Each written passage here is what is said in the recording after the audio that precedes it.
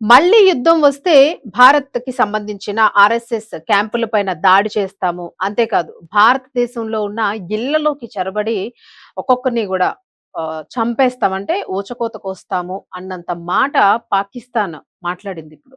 పాకిస్తాన్ రక్షణ శాఖ మంత్రి ఖవాజ్ ఆసిఫ్ చేసిన ఈ వ్యాఖ్యలు ఇప్పుడు ప్రస్తుతం భారతదేశంలో చర్చనీయాంశంగా మారాయి. అసలెందుకు ఈ వ్యాఖ్యలు చేశారనేది చూసుకుంటే మనకి అంటే పహల్గావ్ దాడి జరిగి పాకిస్తాన్ ఆపరేషన్ సింధూర్‌ని దాంతో అటాక్ చేసి దీనికి సంబంధించిన ఒక రెజల్యూషన్ తీసుకొచ్చిన సందర్భానికి ఒక ఏడాది గడిచింది.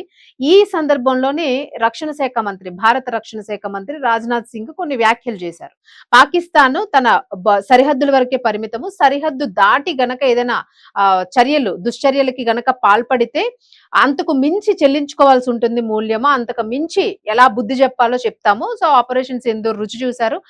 అంతకు 100 రెట్లు ఇప్పుడు పరిణామాలు ఎదురు చూడాల్సి చవి చూడాల్సి ఉంటుంది అని చెప్పేసి ఒక దాన్ని రిమైండ్ చేసుకుంటూ ఒక చిన్న వార్నింగ్ లాంటిది. ఇలాంటి దుశ్చర్యలకి ముందుకు పాల్పడకండి అన్నట్టుగా జస్ట్ ఒక మీటింగ్ లోనే ఆయన చెప్పడం జరిగింది గురువారం. సో దీనికి సంబంధించి పాకిస్తాన్ రక్షణ శాఖ మంత్రి ఖవాజ్ ఆసిఫ్ అయితే ఈ వ్యాఖ్యలు చేయడం జరిగింది. ఏంటి, ఆర్ఎస్ఎస్ కార్యాలయాలపైన దాడి చేస్తాము. మీరు ఏం చేసినా సరే ప్రతి సవాళ్ళకి మేము రెడీగా ఉన్నాము. మీరు ఛాలెంజ్ చేస్తే ఆ ఛాలెంజ్ ని ఎలా తిప్పికొట్టాలో దానికి మేము సిద్ధంగానే ఉన్నాము. మేమేం తోక ముడుచుకొని కూర్చోలేదు అని చెప్పేసి పాక్ హెచ్చరిస్తున్నట్లుగా ఇక్కడ కనిపిస్తుంది. అయితే పాక్‌కి హెచ్చరించేంత సత్తా ఉందా అసలు భారతదేశాన్ని అంటే ససేమిరా లేదు. ఆల్రెడీ చవి చూసింది. ఏదో బూచి ఆట ఆడాలనుకుంటోంది.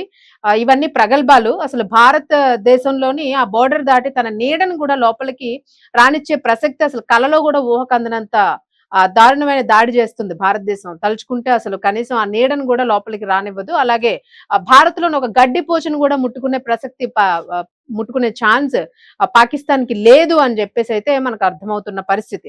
సో దీనికి సంబంధించి బెదిరించడము లేదా భయపెడుతున్నాము అని అనుకుంటున్నారేమో. అంటే ఇళ్లల్లో ఉన్న వాళ్ళని కూడా మేము ఖతం చేసేస్తాము అని అంటే ఇవన్నీ మాటల వరకే.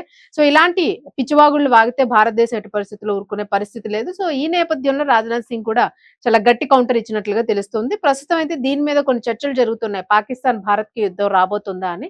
సో ఇది ఎక్కడ కూడా క్లారిటీ లేదు. బట్ విశ్లేషకులు చెప్తున్నది ఏంటంటే ఆల్రెడీ మనకి యుద్ధం జరుగుతుంది కాబట్టి ఇరాన్, ఇజ్రాయెల్, అమెరికా ఇవన్నీ ఒక వార్‌లో ఉన్నాయి కాబట్టి మనం ఒక సంక్షోభంలోని ప్రపంచం అంతా కూడా కాస్త సంక్షోభానికి దగ్గరగా ఉంది కాబట్టి ఇదే అదును చూసుకొని పాకిస్తాన్ భారత్‌ని అటాక్ చేయాలని ఏమైనా ప్రయత్నం చేస్తుందా? అందుకే ఇలాంటి ప్రగల్భాలు, ఇలాంటి పిచ్చి కూతలు కూస్తుందా అనే చర్చ అయితే జరుగుతోంది. బట్ అంత ఛాన్స్ లేదు. భారతదేశానికి అంతకు మించిన అంటే దాని శక్తి వేరు. దాన్ని అసలు పాకిస్తాన్ కల్లో కూడా అంచనా వేయలేదన్నమాట. సో అది ప్రస్తుతానికి ఉన్న అప్డేట్.